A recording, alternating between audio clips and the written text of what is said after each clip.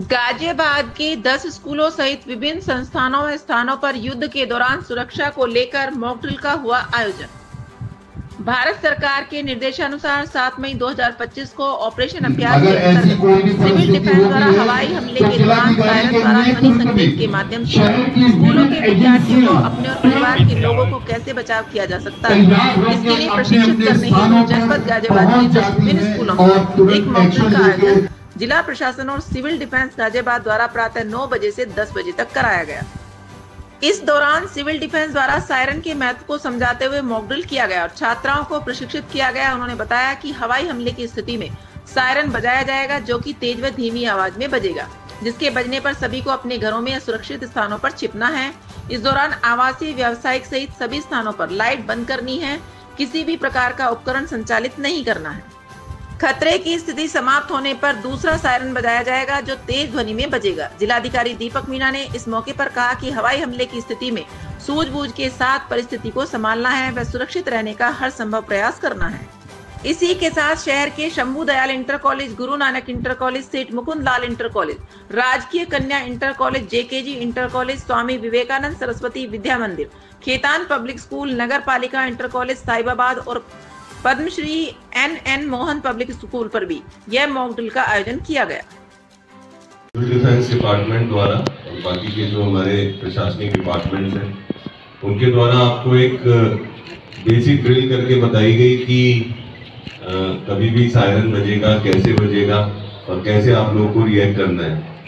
मेरा सभी बच्चों से अनुरोध है कि देखिए, ये सब चीज अवेलेबल आज के टाइम पे सोशल मीडिया पे भी है, आप वीडियोस भी देख सकते हैं, YouTube पे अवेलेबल है। इसको करने का सिर्फ ये पर्पस है कि आपको एक बेसिक प्रिपेयर्डनेस रहे, आपके माइंड में ये चीजें रहे। होता क्या है कि छोटी से छोटी जिंदगी या छोटी से छोटी लाइफ एक प्रेजेंस ऑफ माइंड से बच जाती है। हम क्या होता है कि जब भी कुछ भी, इसी एयर स्ट्राइक की बात नहीं कर रहे, कुछ भी होता है, कुछ भी ऐसा पैनिक वाला माहौल होता है, कल को कोई नेचुरल डिजास्टर भी आता है, कल को कुछ ऐसी स्थिति होती है जहाँ पैनिक फैलता है, तो हम सब लोगों की टेंडेंसी होती है कि हमारा ब्रेन 90% लोगों का शट ऑफ हो जाता है और हम फिर आपाधापी में इधर उधर भागने लगते हैं, जिसका हमें कुछ नहीं पता चलता। कोई 10 लोग उधर भाग रहे हैं तो उनके साथ भागने लग गए, 15 लोग उधर भाग रहे हैं तो उसके साथ भाग। तो आप कम से कम अट्यून्ड रहे, आपको पता हो कि अगर ये सायरन बज रहा है, ये इस चीज का सिग्नल है, तो मुझे बहुत कामली क्या क्या चीजें करनी है। जैसे इन्होंने बोला कि आप घर के अंदर हैं तो आप कुछ ऐसी स्पेसेस ढूंढें जिनके नीचे जाके आप अपनी शरण ले सकते हैं। आप आउटर ग्राउंड में हैं तो अपना घुटनों के और कोहनी के बल पे अपने सर को बचाते हुए ग्राउंड पे इस तरीके से लेट जाएं।